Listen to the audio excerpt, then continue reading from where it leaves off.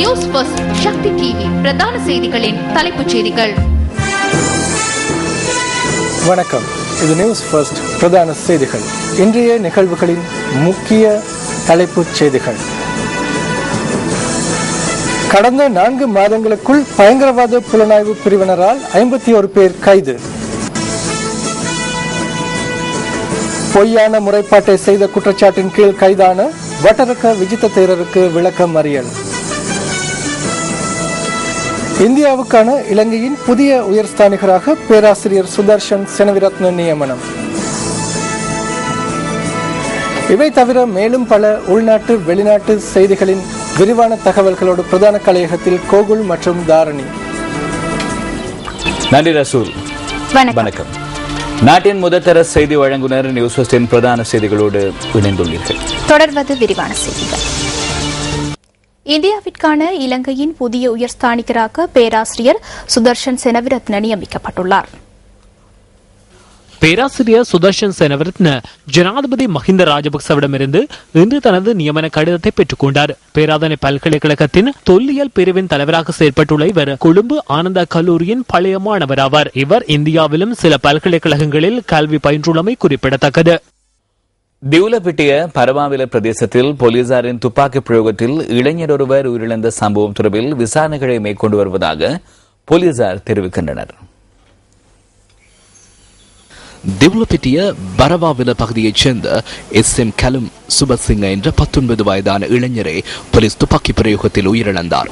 தனது சகோதரனுடன் திருமண நிகழ்வு ஒன்றில் கலந்து கொண்ட பின்னர் வீடு திரும்பும் போதே நேற்று முன்தினம் இந்த சம்பவம் இடம்பெற்றது. இந்த சம்பவம் தொடர்பில் நியூஸ் ஃபர்ஸ்டின் ரிப்போர்ட்டர் ஒருவர் பதிவு செய்த காட்சிகளை நாம் நேற்றைய எமது செய்தியில் வெளியிட்டோம். இது தொடர்பில் போலீஸ் ஊடக பேச்சாளர் இன்று பிற்பகல் கருத்து வெளியிட்டார். මේ දර්ශනය ලබාගෙන තිබෙන්නේ துப்பாக்கி பிரயோகம் மேற்கொள்வதற்கு 8 நிமிடங்களுக்கு முன்னரே அந்த நபர் காட்சிகளை பதிவு செய்துள்ளதாக அறிய கிடைத்துள்ளது. துப்பாக்கியை காட்டி சந்தேக நபரை தடுத்து நிறுத்தவே போலீஸ் கான்ஸ்டபிள் முயற்சி செய்துள்ளார். எனினும் அந்த காட்சிகளில் போலீஸ் கான்ஸ்டபிள் துப்பாக்கி பிரயோகம் மேற்கொள்ளும் காட்சி பதிவாகவில்லை. அவர் துப்பாக்கியை காட்டியவாறு மேலும் முன்னோக்கி பயணித்துள்ளார். அவ்வாறு குறித்த போலீஸ் கான்ஸ்டபிள் சந்தேக நபருக்கு அருகில் செல்லும் போது சந்தேக நபர் கத்தியொன்றினால் குத்தி போலீஸ் உத்தியோகத்தருக்கு காயம் ஏற்படுத்தியுள்ளார். 2வது தடவையும் கத்தியினால் குத்த முற்பட்ட போதே போலீஸ் கான்ஸ்டபிள் சந்தேக நபர் மீது துப்பாக்கி பிரயோகம் கொண்டுள்ளதாகவே போலீஸ் உத்தியோகத்தர் கூறியுள்ளார். எனவே இந்த சாட்சியங்களை நாம் நீதிமன்றத்தில் முன்வைக்க எதிர்பார்க்கிறோம். තුවාල සිදු කරා දෙවෙනි අවස්ථාවේ පිහින් ඇනීමට උත්සාහ කරන විට එතන සිටි පොලිස් සැරයන්වරයා සැකකරුට වෙඩි තැබූ බවයි පොලිස් සැරයන්වරයා සහ කොස්තාපල්වරයා පවසන්නේ. ඉතින් මේ සාක්ෂි අධිකරණයේදී අපි මෙහෙයවීමට බලාපොරොත්තු වෙනවා. அனைத்து தரப்பு விடயங்களையும் வெளிக்காட்டும் வகையிலேயே நாம் நேற்று செய்தி வெளியிட்டோம். போலீஸ் ஊடக பேச்சாளர் மாத்திரமின்றி சட்டத்தரணிகளும் மனித உரிமை ஆணைக்குழுவின் ஆணையாளரும் இந்த சம்பவம் தொடர்பில் நேற்று கருத்து வெளியிட்டிருந்தனர். மிகவும் நம்பிக்கையான விதத்திலும் பக்கசார்பற்ற முறையிலுமே நேற்று நாம் இந்த செய்தியை வெளியிட்டோம் என்பதில் முன்னிற்கின்றோம். இதேவேளை துப்பாக்கி பிரயோகத்தில் உயிரிழந்த SM கலும் சுபசிங்கவின் புது உடல் திவுலப்பிட்டிய பரவாவில பகுதியில் உள்ள அன்னாரது வீட்டில் அஞ்சலிக்காக வைக்கப்பட்டுள்ளது. දිවුලපිටිය වටිනා කියන ජීවිත 3-4 මේ වෙද්දි නැති වුණා. திவுலப்பிட்டியவில் பெருமதியான 3 அல்லது 4 உயிர்கள் காவு கொள்ளப்பட்டுள்ளது. அது தொடர்பில் நாம் கவலை அடைகிறோம். அவ்வாறானவர்கள் இந்த பகுதியில் இல்லை. எனவே அந்த நிலைக்கு திவுலப்பிட்டியவை உருவாக்காமல் இது குறித்து நியாயமான விசாரணைகள் அவசியமாகும். සහෝදරයාගේ මේ වේදනාවේ සමස්ත දිවුලපිටිය මිනිස්සුන්ගේ මොකද මේක හෙට අපිට වෙයිද දන්නේ. මේ වගේ இது போன்ற அநியாயங்கள் இலங்கையில் எங்கும் இடம்பெறாத வகையில் அதிகாரிகள் செயற்பட வேண்டும் என கேட்டுக்கொள்கிறோம். බලධාරීන් විසින් වග බලා ගන්න වෙන ඉල්ලීමක් කරනවා. இந்த சம்பவத்தில் காயமடைந்ததாக கூறப்படும் போலீஸ் உத்தியோகத்தர் ஒருவர் திவுலப்பிட்டிய வைத்தியசாலையில் அனுமதிக்கப்பட்ட பின்னர் கம்பக வைத்தியசாலைக்கு மாற்றப்பட்டார். திவுலப்பிட்டிய போலீஸ் நிலையத்தில் கடமை நிமித்தம் அழைக்கப்பட்டிருந்த 27 வயதான சுசாந்த சந்திமால் எனும் போலீஸ் கான்ஸ்டபிளே இதன் போது காயமடைந்துள்ளார். அவர் சிகிச்சைகளின் பின்னர் வெளியேறி சென்றதாக கம்பக வைத்தியசாலையின் பிரதிபலிப்பாளர் டாக்டர் பியாந்த தென்னகோன் கூறினார். දකුණු කිහිරි ප්‍රදේශයට තුවාල වී තිබෙනවා. வலது கையின் மேற்பகுதியில் காயம் ஏற்பட்டிருந்தது. அது அவ்வளவு பெரிய காயமில்லை என்பதனால் சிகிச்சைகளின் பின்னர் வெளியேறினார். நேற்று சட்ட மருத்துவ அதிகாரியின் விசாரணைகளும் இடம்பெற்றன. අධිකරණ වෛද්‍ය නිලධාරීවරයා විසින් පරීක්ෂා කිරීමෙන් පසුව ඔහුව රෝහලේ මුදහැර තිබෙනවා. ஐக்கிய தேசிய கட்சியின் மேல்மாகாண சபை உறுப்பினர் முஜிபுர் ரஹ்மானிடம் குற்றப்புலனாய்வு திணைக்களத்தினர் வாக்குமூலங்களை பதிவு செய்துள்ளனர். 19ஆம் தேதி தனியார் நிறுவனங்களை மூடுமாறு அறிவிக்கப்பட்ட சம்பவம் தொடர்பில் கைது செய்யப்பட்டவர்களிடம் பெறப்பட்ட வாக்குமூலத்திற்கு அமைய மேல்மாகாண சபை உறுப்பினர் அழைக்கப்பட்டதாக போலீஸ் ஊடக பேச்சாளர் குறிப்பிட்டார். පසුගිය 19 වෙනිදා ඒ ආයතන වසන ලෙසට கடந்த 19ஆம் தேதி அந்த நிறுவனத்தை மூடுமாறு அறிவிக்கப்பட்டுள்ளது. அந்த நபர்கள் கைது செய்யப்பட்டுள்ளனர். இந்த அறிவித்தல் மாளிகாவத்தியில் உள்ள மேல்மாகாண சபை உறுப்பினரின் அலுவலகத்தில் இருந்து அனுப்பப்பட்டவை என்று கூறியுள்ளனர். குற்றப்புலனாய்வு திணைக்களத்திற்கு சமூகம் அளிக்குமாறு அந்த மாகாண சபை உறுப்பினருக்கு அழைப்பு விடுக்கப்பட்டிருந்தது. அவர்தான் முஜிபுர் ரஹ்மான். පළාත් සභා මන්ත්‍රීවරයා අපරාධ පරීක්ෂණ දෙපාර්තමේන්තුවේ පැමිණෙන ලෙස පළාත් සභා මන්ත්‍රීවරයාට දැනුම් දුන්නා. ඔහු මුජිබ රහමන් சுமார் 5 மணித்தியாலமாக தன்னிடம் தகவல்களை பெற்றுக் கொண்டதாக முஜிபுர் ரஹ்மான் கூறினார். யாரையும் அச்சுறுத்தி நிறுவனங்களை மூடுமாறு அறிவிக்க வேண்டிய தேவை எமக்கு இல்லை என்பதை தெளிவாக கூறினேன். அவ்வாறு செய்யுமாறு நாம் யாருக்கும் கூறவில்லை. சட்டவிரோதமாக மக்களை ஒன்று திரட்டி கோடிக்கணக்கான சொத்துக்களை அளித்து 4 உயிர்களை பறிக்கொள்வதற்கு காரணமாக இருந்தவர்கள் இன்னும் சுதந்திரமாக இருக்கிறார்கள். இன்று நெத்தலைகளை கைது செய்துள்ளனர். திமிங்கலங்களும் சுறாக்களும் சுதந்திரமாக வாழ்கின்றன.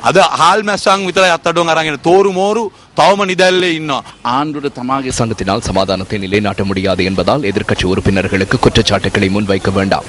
இவற்றை தூண்டுகின்ற அமைச்சரவை அமைச்சர்களான ரவுஃப் ஹக்கீம், ரிஷாத், அத்தாவுல்லா போன்றோரிடம் கேள்விகளை கேளுங்கள். இரவு அரசாங்கத்துடன் இருந்து கொண்டு காலையில் தூற்றுவதாக இருந்தால் அங்குதான் பிரச்சனை இருக்கிறது.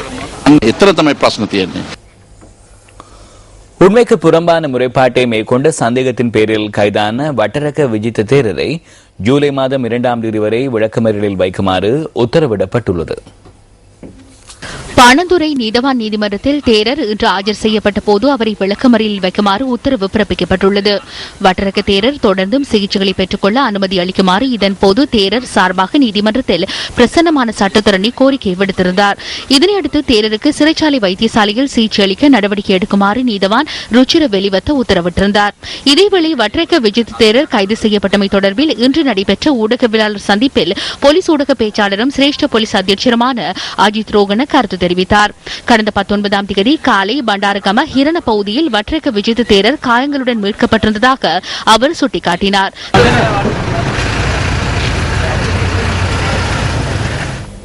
தேசிய ஐக்கிய முன்னணியின் தலைவர் அசாத் சாலி இன்று ஊடகவியலாளர் சந்திப்பு ஒன்றை ஏற்பாடு செய்திருந்தார்.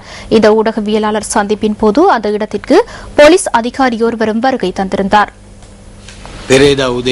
நேற்று முன்தினம் எனது வீட்டுக்கு அருகில் 2 போலீஸ் அதிகாரிகள் இருந்து கொண்டு எனது வீட்டுக்கு வரும் வாகனங்களை பரிசோதனை செய்துள்ளனர். அவர்களிடம் தகவல்களை பெற்றுக் கொண்டு வாகனங்களை சோதனையிட்டு உள்ளனர். அங்கிருந்து வெளியேறி சென்றவர்கள் எனக்கு பின்னர் தொலைபேசி ஊடாக தெரிவித்தனர். அவர்கள் வேறு வாகனங்களை நிறுத்துகிறார்களா என்று 2-3 மணித்தியாலங்களாக அவதானித்தோம்.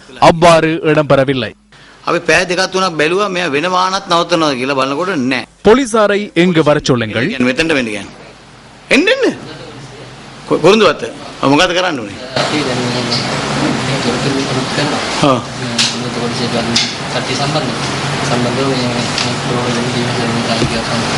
ಈಗ ಒಕ್ಕಮಗೆ ಎವಲ್ಲ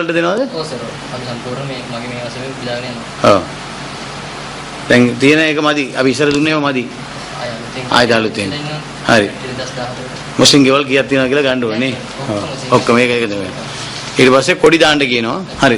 இதேவேளை அலுத்கம சம்பவம் தொடர்பில் ஜனாதிபதி ஆணைக்குழு ஒன்றை நியமித்து விசாரணைகள் முன்னெடுக்கப்பட வேண்டும் என அவர் வேண்டுகோள் விடுத்துள்ளார். அலுத்கம சம்பவம் தொடர்பில் 2 மாதங்களுக்கு முன்னர் குறுந்தகவல் ஒன்று வெளியாகியது. அது குறித்து தெரிந்து கொண்ட பின்னர் இதனை நிறுத்துமாறு சேனநாயக்கவிடம் நாம் கூறினோம். அலுத்கமவுக்கு ஆயிரக்கணக்கில் நாம் போலீசாரை நிறுத்துவோம், எதுவும் நடக்காது என்று கூறினார். அதன் பின்னர் போலீசார் செய்த தவறுதான் என்ன? அலுத்கமக்கு பேரணியாக செல்வதற்கு இடமளித்தமை தொடர்பில் தற்போது நம்மிடம் ஒளிப்பதிவு காட்சிகள் இருக்கின்றன. இவற்றை ஜனாதிபதி பார்க்க வேண்டும். இதற்கு ஜனாதிபதி ஆணைக்குழு ஒன்றை அமையுங்கள். நாம் ஒத்துழைப்பு வழங்குகின்றோம். யாராக இருந்தாலும் பிரச்சனை இல்லை. தராதரம் பாராமல் அனைவரையும் கைது செய்வதாக ட்விட்டரில் கூறினார். ஆனால் இதுவரையும் யாரையும் கைது செய்யவில்லை என்பதனை எங்கு கூற வேண்டும். ඔබතුමාට බැරි වෙලා තියෙනවා එක්කෙනෙක්වත් අත්තරකට ගන්න කියන එකත් අපි මේ අවස්ථාවේ ප්‍රකාශ කරන්න ඕනේ. முஸ்லிம் சமூகத்தினர் மத்தியில் கடந்த வார இறுதியில் மேற்கொள்ளப்பட்ட வன்முறை சம்பவங்கள் தொடர்பில் கொழும்பு பேராயர் அதிவணக்கத்துக்குரிய டிலோராஜ் ஆர் கனகசபை ஆண்டகை ஊடக அறிக்கை ஒன்றை வெளியிட்டுள்ளார். குறித்த விடயம் தொடர்பில் தாம் பெரிதும் கவலையடைவதுடன் கரிசனை கொள்வதாக கொழும்பு பேராயர் வெளியிட்டுள்ள ஊடக அறிக்கையில் குறிப்பிடப்பட்டுள்ளது. முஸ்லிம் சமூகத்தினர் மத்தியில் கடந்த வார இறுதியில் அலுத்கம, பேருவளை, தர்கா நகர், வல்பிட்டிய மற்றும் வெளிப்பண்ண ஆகிய இடங்களில் மேற்கொள்ளப்பட்ட வன்முறை சம்பவங்கள் தொடர்பில் தாம் பெரிதும் கவலை அடைவதோடு கரிசனை கொள்வதாக கொழும்பு பேராயர் அதிவணக்கத்துக்குரிய டிலோராஜ் ஆர் கனகசபை வெளியிட்டுள்ள அறிக்கையில் குறிப்பிடப்பட்டுள்ளது. பாதிக்கப்பட்ட அனைவரோடும் தாம் கரம் கோர்ப்பதுடன் பீதியுற்ற நிலைக்கு தள்ளப்பட்ட சக முஸ்லிம் சமூகத்திற்கு தனது நேசக்கரத்தை நீட்ட விரும்புவதாகவும் அந்த அறிக்கையில் தெரிவிக்கப்பட்டுள்ளது. இலங்கையானது பல்லின மக்களின் சமூக நல்லிணக்கத்திற்கு பல நூற்றாண்டுகளாக உறைவிடமாக அமைந்த நாடு என்பதுடன் எங்கு பாதுகாப்பிற்கான உரிமை, கௌரவம் மற்றும் சமப்பிரஜை என்ற அடிப்படை விடயங்கள் காக்கப்பட வேண்டும் என அந்த அறிக்கையில் குறிப்பிடப்பட்டுள்ளது. இந்த உரிமையின் அடிப்படையில் உரிய உயர் அதிகாரிகள் ஓர் இனத்திற்கு எதிராக இன்னுமோர் இனம் முரண்படுவதற்கு ஏதுவாகின்ற காரணிகள் தொடர்பில் உண்மையான நடவடிக்கைகளை மேற்கொள்ள வேண்டும் எனவும் அதில் கூறப்பட்டுள்ளது. மேலும் இனம், மதம் மற்றும் அரசியல் பின்புலம் ஆகிய விடயங்களை கருத்தில் கொள்ளாது தீங்கிழைத்தவர்கள் அனைவரையும் நீதிக்கு முன்பாக கொண்டு வர நடவடிக்கை எடுக்க வேண்டும் என அந்த அறிக்கையில் கோரிக்கை விடுக்கப்பட்டுள்ளது. கடந்த 4 மாத காலத்தில் பல்வேறு செயற்பாடுகள் தொடர்பில் 51 பேர் குற்றத்தடுப்பு பிரிவினரால் கைது செய்யப்பட்டுள்ளதாக போலீசார் இன்று தெரிவித்தனர். මේ වන විට අපි සැකකරුවන් 51 දෙනෙක් අත්අඩංගුවට ගෙන තිබෙනවා.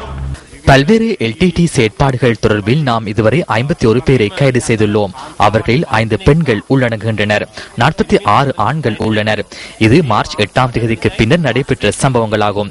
எனினும் மார்ச் 8ஆம் தேதிக்கு முன்னர் இடம்பெற்ற சம்பவங்களை நோக்கும் பொழுது மொத்தமாக 110 பேர் குற்ற தடுப்பு பிரிவினால் கைது செய்யப்பட்டுள்ளனர்.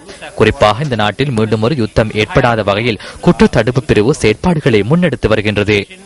ත්‍රස්තවාදී විමර්ශන කොට්ටාශය අඛණ්ඩව මෙහෙයුම් සිදු කරනවා මේ රටේ නැවත යුද්ධයක් ඇතිවීම වළක්වා ගැනීම සඳහා. தேசிய பாதுகாப்பு மற்றும் நகர அபிவிருத்தி அமைச்சு இன்று முற்பகல் ஊடகவியலாளர் சந்திப்பு ஏற்பாடு செய்திருந்தது. புலனாய்வு பிரிவாக இருக்கலாம், ராணுவ அதிகாரிகளாக இருக்கலாம், அவர்கள் தமது கடமைகளை விட மேலதிகமாக எதனையும் செய்வதில்லை. முப்படை, புலனாய்வு பிரிவு உள்ளிட்ட அனைத்து பாதுகாப்பு தரப்பினரும் தேசிய பாதுகாப்பை கருத்தில் கொண்டே செயற்படுகின்றனர். வேறு நோக்கங்களுக்காக அவர்கள் செயற்படுவதில்லை. හැමවිටම ක්‍රියා කරන්නේ ජාතික ආරක්ෂාව පිළිබඳ වන අරමුණු පෙරදැරිව මිස වෙනත් කිසිදු අරමුණක් ඉටු කර ගැනීම සඳහා නොවේ. வடக்கின் நிலைமைகள் குறித்து ஆராயும் நோக்கில் சுவிட்சர்லாந்தின் இலங்கைக்கான தூதுவர் தோமஸ் லிட்சர் உள்ளிட்ட குழுவினர் யாழ்ப்பாணத்திற்கு விஜயம் ஒன்றை மேற்கொண்டுள்ளனர். சுவிஸ் நாட்டிற்கான இலங்கை தூதுவர் தோமா லுஷ்யா உள்ளிட்ட குழுவினர் வடமாகாண சபை அவைத் தலைவர் CVK சிவஞானம் உள்ளிட்ட மாகாண சபை உறுப்பினர்களுடன் இன்று காலை சந்தித்து கலந்துரையாடினர். இதன்போது வடக்கில் உள்ள நிலைமைகள் குறித்து சுவிஸ் நாட்டிற்கான இலங்கை தூதுவர் தோமா லுஷ்யா கேட்டறிந்து கொண்டார். Today's meeting has allowed us to kind of get the feedback, first-hand insight. வடமாகாண சபையினர் இன்று வரை எதிர்நோக்கிக் கொண்டிருக்கும் சவால்கள் குறித்து, குறிப்பாக அவர்களை தெரிவு செய்த மக்கள் எதிர்நோக்கும் சவால்கள் குறித்து இன்று நடைபெற்ற கலந்துரையாடலில் எமக்கு நேரடியான தகவல்களை பெற்றுக் கொள்ளக்கூடிய வாய்ப்பு கிடைத்துள்ளது.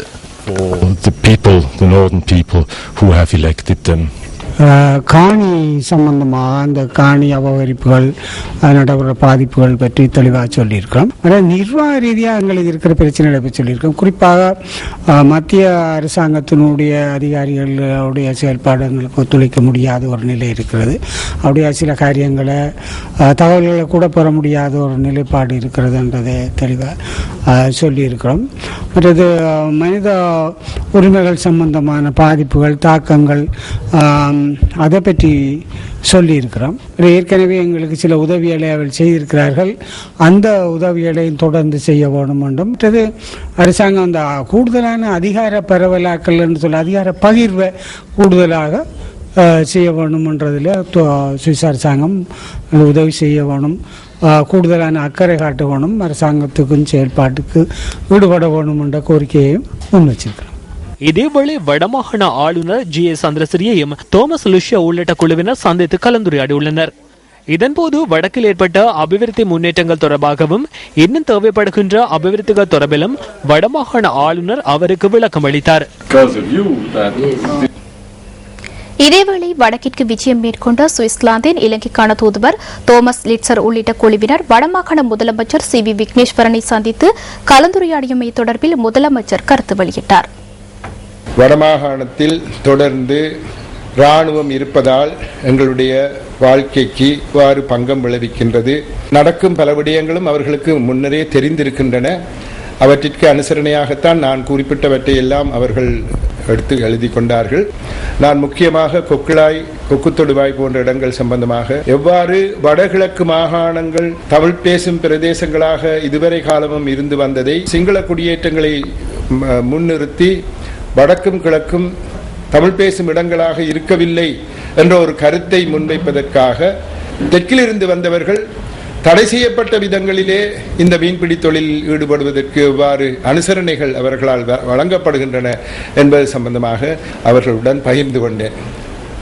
ஜெனீவா அந்த ரெசல்யூஷன் காரணமாக ஒரு விசாரணை நடைபெற்றால் அந்த விசாரணையின் போது எவ்வாறான ஒரு சூழலில் இங்கு என்ன நடைபெற்றன என்பது சம்பந்தமாக சர்வதேச நாடுகள் அறிந்து கொண்டதன் பிற்பாடு நாங்கள் இராணுவம் பற்றி குறிப்பிடும் விடயங்களை அவர்கள் கட்டாயமாக திரும்பவும் கவனத்திற்கு எடுக்க வேண்டிய ஒரு நிலை வரும் என்பதை அவர் எனக்கு சுட்டிக்காட்டினார். அதிலிருந்து எமக்கு ஒருவேளை சில விமோசனங்கள் வரக்கூடுமோ என்று எண்ண தோன்றுகின்றது. யாழ்ப்பாணத்திற்கான குடிநீர் திட்டமான இரணைமடு நீர் விநியோக திட்டத்தை நடைமுறைப்படுத்துவது தொடர்பில் இன்று நடைபெற்ற கலந்துரையாடலும் எவ்வித தீர்மானங்களும் இன்றி நிறைவடைந்துள்ளது.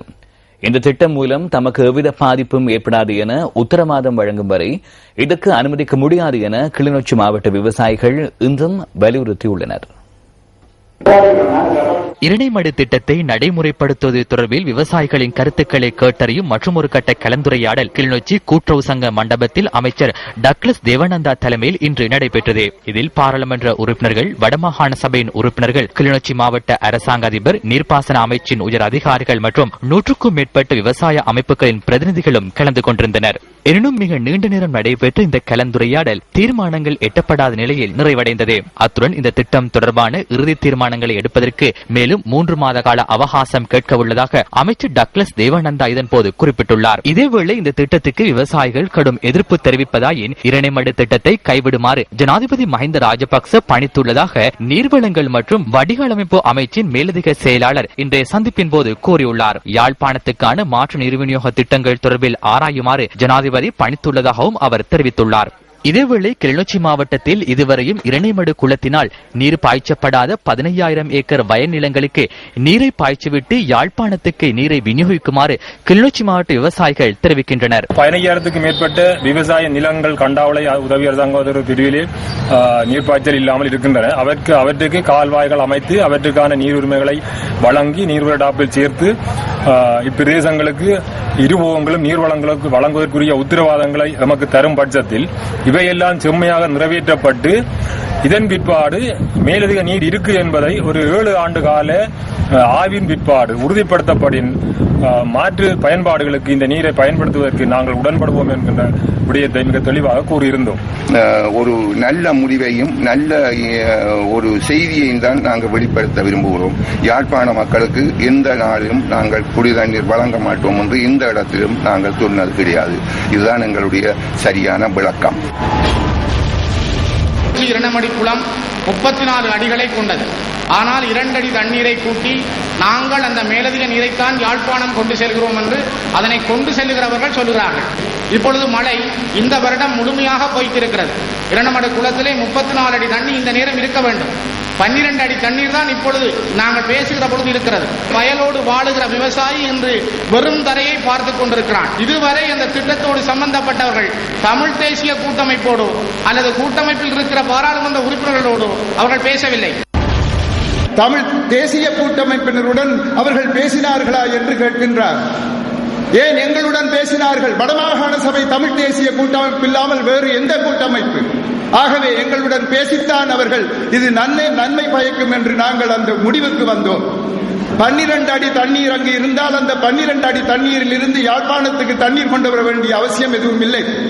நீர் அந்த 32 அடிக்கு மேல் இருந்தால் தான் யாழ்ப்பாணத்துக்கு தண்ணீர் கொண்டு வர வேண்டிய அவசியம் ஏற்படும். யாருடன் பேசினார்கள், யாருடன் பேசவில்லை என்ற எண்ணம் என்ற விடயங்கள் எமக்கு முக்கியமானது அல்ல.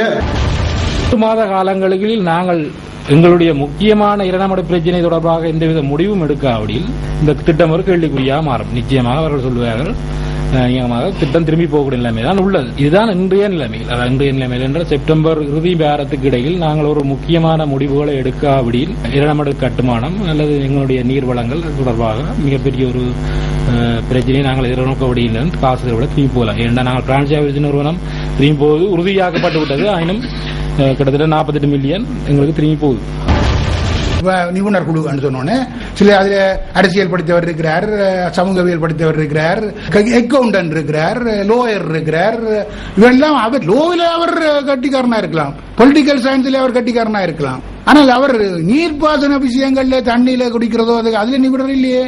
சூடோ சயின்ஸ் என்று சொல்வார். அதாவது இந்த ஒரு விஞ்ஞானம் மாறி பொய் விஞ்ஞானம். உலகத்தில் பெரிய அறிஞர்கள் செய்கிற விளையாட்டு இப்படிதான், அப்படி சூடோ விளையாட்டு. எல்லா ப்ரொஃபசர்ஸும் நிபுணர்கள் இல்லை, அந்தந்த துறை சார்ந்த நிபுணர். அதை நாங்கள் வித்தியாசப்படுத்தப்படணும். இந்த சொல்லுகள் இந்த கல்வியாளர்களே மிஸ்லீட் பண்ற மாதிரி, அது பொய்மை, அது அகாடமிக் நேர்மை இல்லை.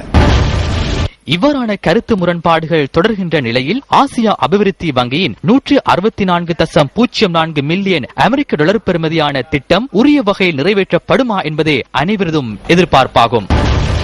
பிளவுகள் இன்றி பிரச்சினைகளுக்கு தீர்வுகளை எட்ட வேண்டும் என்பதே நியூஸ் ஃபர்ஸ்டின் எதிர்பார்ப்பு. பலமான எதிர்க்கட்சியொன்று நாட்டிற்கு அவசியம் என மக்கள் பிரதிநிதிகள் தெரிவிக்கின்றனர்.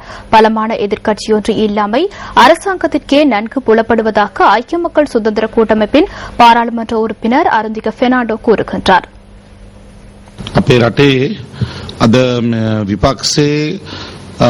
எமது நாட்டின் எதிர்க்கட்சியின் பின்புலத்தை பார்க்கின்ற பொழுது மிகவும் கவலையடைகின்றோம். கவலைக்கிடமான நிலைமை இன்று ஏற்பட்டுள்ளது. நாட்டை காட்டிக் கொடுக்கும் வகையில் எதிர்க்கட்சி செயற்படுகின்றது. அதில் புதுமைப்பட வேண்டிய ஒன்றுமில்லை. பிரதான எதிர்க்கட்சியான ஐக்கிய தேசிய கட்சியின் செயற்குழுவின் அதிகாரம் முழுமையாக இல்லாமல் போயுள்ளது. ஏனென்றால் அவர்களில் சிலர் சதித்திட்டம் மூலமே அதிகாரத்தை பெற முயல்கின்றார்கள். குறிப்பாக எமது கட்சியிலிருந்து சென்று சதித்திட்டம் மூலம் அதிகாரத்தை பெற முயலும் மங்கள சமரவீர போன்றவர்களை குறிப்பிட வேண்டும். அதே போன்று கரு ஜெயசூரிய அண்மை காலமாக ஐக்கிய தேசிய கட்சியை காட்டிக் கொடுத்து செயற்படுகின்றார். அதுபோன்றவர்களுக்கே செயற்குழுவின் அதிகாரம் சென்றுள்ளது. எனவே இவர்கள் நாட்டை நேசிப்பார்களா என எம்மால் கூற முடியாது. அதன் மூலம் பலமான எதிர்க்கட்சி ஒன்றை எதிர்பார்க்க முடியாது. நாட்டின் உண்மையான பிரச்சனையை பேசுகின்ற எதிர்க்கட்சி ஒன்றை இதனால் காண முடிவதில்லை. இது போன்றவர்களுக்கு ஐக்கிய தேசிய கட்சியின் செயற்குழுவின் அதிகாரம் சென்றுள்ளமையினால் இந்த நிலைமை ஏற்பட்டுள்ளது.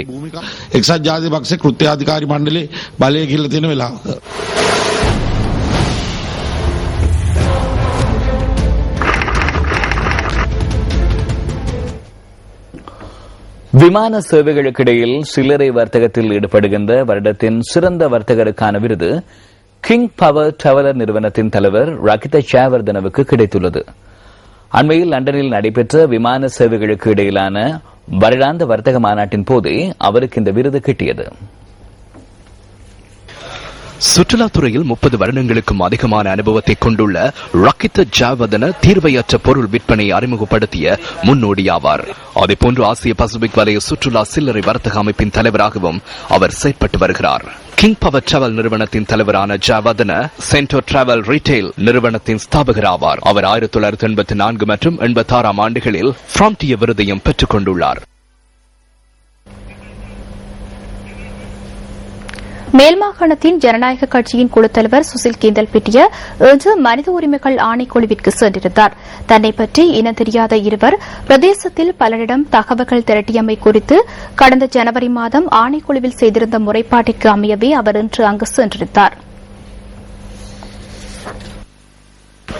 தன்னை பற்றி தகவல்களை திரட்டுவதாக சுசில் கேந்தல் பிட்டிய கடந்த ஜனவரி மாதம் 10ஆம் தேதி மனித உரிமைகள் ஆணைக்குழுவில் முறைப்பாடு செய்திருந்தார். அந்த முறைப்பாட்டு பத்திரத்தின் பிரதி வெள்ளம்பிட்டிய போலீஸ் நிலைய பொறுப்பதிகாரிக்கும் சட்டமா அதிபருக்கும் அனுப்பி வைக்கப்பட்டுள்ளது. இதற்கு முன்னரும் மனித உரிமைகள் ஆணைக்குழுவினர் போலீசாரை அழைத்து வாக்குமூலங்களை பதிவு செய்துள்ளனர். இந்த சந்தேகத்துக்கிடமான முறையில் தகவல் திரட்டப்பட்ட சம்பவம் தொடர்பில் போலீசாரும் மனித உரிமைகள் ஆணைக்குழுவிற்கு தெரிவித்துள்ளனர். இது தொடர்பில் என்னையும் அழைத்து கலந்துரையாடினர். போலீஸ் விசாரணைகளின் முடிவு கிடைக்கும் வரை காத்திருக்க வேண்டியுள்ளது. யாழ் பல்கலைக்கழகத்தின் வரலாற்றுத்துறை மற்றும் ஊடக வளங்கள் பயிற்சி மையம் என்பன இணைந்து ஏற்பாடு செய்துள்ள வரலாற்று சுவடுகள் எனும் புகைப்பட கண்காட்சி யாழ் பல்கலைக்கழகத்தில் இன்று ஆரம்பமானது. பல்கலைக்கழக பதில் துணைவேந்தர் பேராசிரியர் ஸ்ரீ சர்க்குன்ராஜா மற்றும் கலிப்பீடாதிபதி பி சிவநாதன் ஆகியோர் இணைந்து இந்த கண்காட்சி கூடத்தினை திறந்து வைத்தனர். இன்று ஆரம்பமாகி இந்த கண்காட்சி எதிர்வரும் 27ஆம் தேதி வரை இடம்பெற உள்ளது. கலிப்பீட வளாகத்தில் இடம்பெறும் இந்த புகைப்பட கண்காட்சியில் 60 வரலாற்று தொல்லியல் இடங்களின் புகைப்படங்கள் காட்சிப்படுத்தப்பட்டுள்ளன.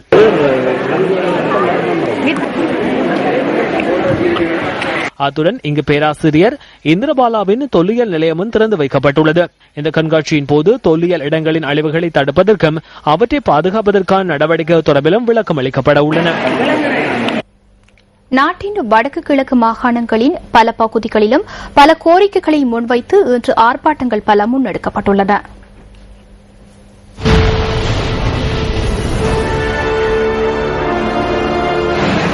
கல்முனை மாநகர சபையின் ஊழியர்கள் சிலர் தம்மை நிரந்தரமாக்க கோரி பணி பகிஷ்கரிப்பில் ஈடுபட்டுள்ளனர்.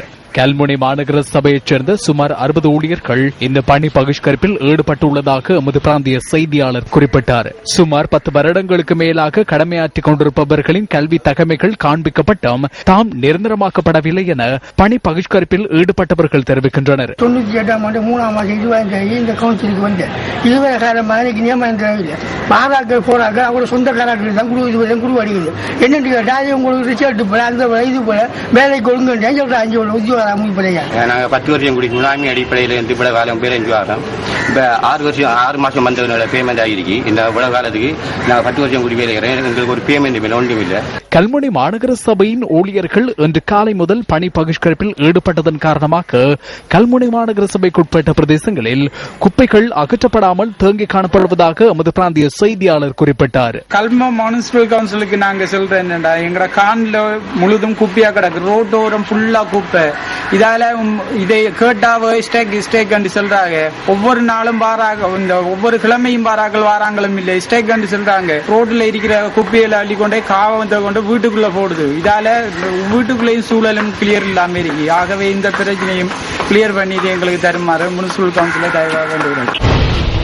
மட்டக்களப்பு மாநகர சபைக்குட்பட்ட திருப்பெருந்துறை கிராம மக்கள் இன்று காலை ஆர்ப்பாட்டம் ஒன்றில் ஈடுபட்டிருந்தனர். மட்டக்களப்பு மாநகர சபையினால் சேகரிக்கப்படும் குப்பைகள் திருப்பெருந்துறையில் தினமும் கொட்டப்படுவதால் சுகாதார ரீதியில் தாம் பல்வேறு பிரச்சனைகளை எதிர்கொள்வதாக தெரிவித்தே இந்த ஆர்ப்பாட்டம் முன்னெடுக்கப்பட்டதாக எமது பிராந்திய செய்தியாளர் தெரிவித்தார். அதனைத் தொடர்ந்து மட்டக்களப்பு மாநகர ஆணையாளர் சம்பவ இடத்திற்கு சென்று ஆர்ப்பாட்டக்காரர்களுடன் கலந்துரையாடியும் எந்தவித தீர்வும் அற்ற நிலையில் ஆர்ப்பாட்டக்காரர்கள் கலைந்து சென்றனர்.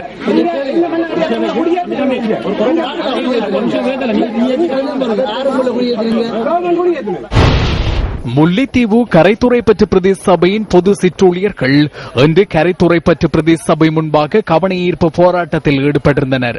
தமக்கான பதவி உயர்வுகள் உரிய முறையில் வழங்கப்படவில்லை எனவும் தம்மை புறக்கணித்துவிட்டு வேறு நபர்களை உள்வாங்கியுள்ளதாகவும் தமக்குரிய சீருடைகள் வழங்கவில்லை எனவும் தெரிவித்தே இந்த கவனஈர்ப்பு போராட்டம் முன்னெடுக்கப்பட்டுள்ளது. தமக்கு உரிய தீர்வு பெற்றுத்தராவிட்டால் தாம் உண்ணாவிரத போராட்டத்தில் ஈடுபட உள்ளதாகவும் அவர்கள் தெரிவிக்கின்றனர். முல்லைத்தீவு ஒட்டுசுட்டான் பிரதேச செயலகத்திற்கு முன்பாக இந்திய வீட்டு திட்டம் தமக்கு வழங்கப்படாமைக்கு எதிர்ப்பு தெரிவித்து பண்டாவன்னி மற்றும் பணிக்கண்குளம் ஆகிய கிராம மக்கள் ஆர்ப்பாட்டத்தில் ஈடுபட்டிருந்தனர். இதேவேளை ஆர்ப்பாட்டத்தில் ஈடுபட்டவர்கள் குறித்த பிரதேச செயலாளர் பாரபட்சமாக நடப்பதாகவும் பொருத்தமற்றவர்களுக்கு வீடுகளை வழங்கியுள்ளதாகவும் தமக்கான நிரந்தர பிரதேச செயலாளரை நியமிக்குமாறும் கோரிக்கை விடுத்து இந்த ஆர்ப்பாட்டத்தை முன்னெடுத்தனர். தனக்கு வேண்டியவர்களுக்கு காணிகளை வழங்கி இருக்கின்றார், தனக்கு வேண்டியவர்களுக்கு வீடுகளை சிபாரிசு செய்திருக்கின்றார். உண்மையில் பாதிக்கப்பட்ட மக்கள் 1 அங்கத்தவர்கள் 2 அங்கத்தவர்களை கொண்ட குடும்பங்கள் பாதிக்கப்பட்டிருக்கின்றன. புற்றுநோயால் பாதிக்கப்பட்ட குடும்பங்கள் இருக்கின்றன. அவ்வாறான நிலையிலே அவர் 2 அங்கத்தவர்களை கொண்ட நல்ல ஆரோக்கியமான குடும்பங்களுக்கெல்லாம் வீடுகளை வழங்கி இருக்கின்றார்.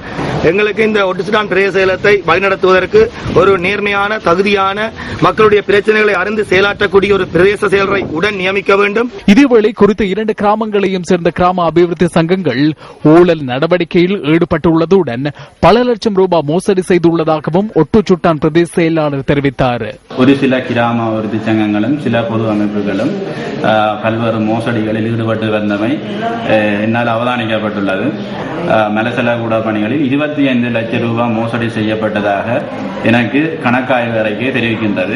எனவே அவர்கள் இது மேலும் எத்தனை ப்ராஜெக்டுகளில் இவ்வாறான மோசடிகள் செய்திருக்கின்றார்கள் என ஆராய்ந்து அவர்களுக்கு எதிராக சட்ட நடவடிக்கை எடுப்பதற்கு நாங்கள் தீர்மானித்திருக்கின்றோம். என்னுடைய நடவடிக்கை காரணமாக அதிருப்தி திருந்த மேற்குறிப்பிட்ட மோசடியான கிராம அபிவிருத்தி அமைப்புகள் எனக்கு எதிராக வீட்டு திட்டம் கிடைக்கப்பெறாதவர்களை தூண்டிவிட்டு இவ்வாறான ஆர்ப்பாட்டம் ஒன்றை ஏற்பாடு செய்திருக்கின்றார்கள்.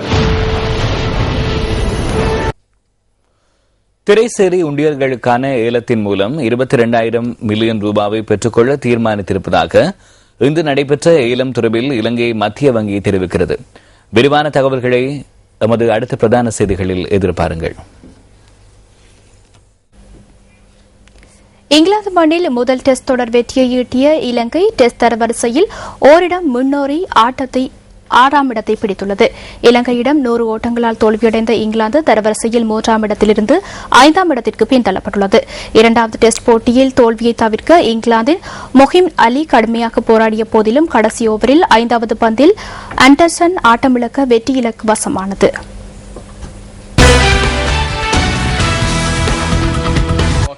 ஆட்டத்தின் கடைசி நாளான நேற்று இங்கிலாந்து வெற்றி பெற 293 ஓட்டங்கள் தேவைப்பட்டதுடன் கைவசம் 5 விக்கெட்டுகள் இருந்தன.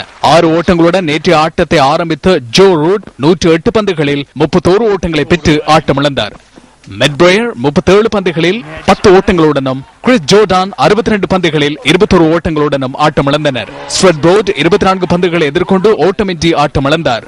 இலங்கை அணி வெற்றி பெற 1 விக்கெட்டை தேவையாக இருந்த போதிலும் அபாரமாக துடுப்படுத்தாடிய மொஹின் அலி கன்னிச்சயத்தை கடந்து பெரும் நெருக்கடி கொடுத்தார். போட்டியை வெற்றி தோல்வியின்றி முடிக்கும் முயற்சியில் ஈடுபட்ட அவர் சதம் அடிப்பதற்காக 259 பந்துகளை எதிர்கொண்டமை சிறப்பம்சமாகும்.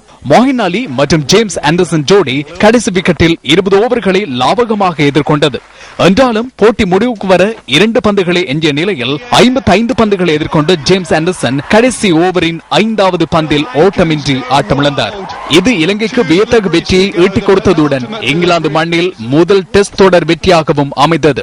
மறுமுனையில் ஆட்டமிழக்காதிருந்த மொஹின் அலி 281 பந்துகளில் 17 பவுண்டரிகளுடன் 108 ஓட்டங்களை பெற்றார். போட்டியின் சிறப்பாட்டக்காரர் விருதை இலங்கை அணித் தலைவர் ஆஞ்சலோ மேத்யூஸ் வென்றார். தொடரின் சிறந்த வீரர் விருதுக்கு ஆஞ்சலோ மேத்யூஸ் மற்றும் இங்கிலாந்தின் ஜேம்ஸ் ஆண்டர்சன் ஆகிய இருவரும் தெரிவாகினர். இலங்கை அணி இந்த விஜயத்தில் சர்வதேச 20-20 சர்வதேச ஒருநாள் மற்றும் டெஸ்ட் என சகல தொடர்களிலும் வெற்றி பெற்றதும் இங்கு சுட்டிக்காட்டத்தக்கது. உலகக்கிண்ண கால்பந்தாட்ட தொடரில் மிகவும் எதிர்பார்க்கப்பட்ட இத்தாலி 7வது முறையாக லீக் சுற்றுடன் வெளியேறியது. இத்தாலியை 1-0 என வீழ்த்திய உருகுவே 2ஆம் சுற்றுக்கு தகுதி பெற்றது. விரிவான தகவல்களை இரவு 10:45 ஒளிபரப்பாகும் நமது அடுத்த பிரதான செய்திகளில் எதிர்பாருங்கள். வணக்கம்.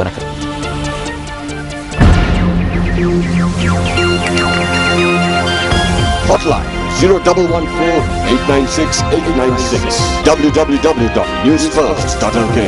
Feedback at newsfirst.lk.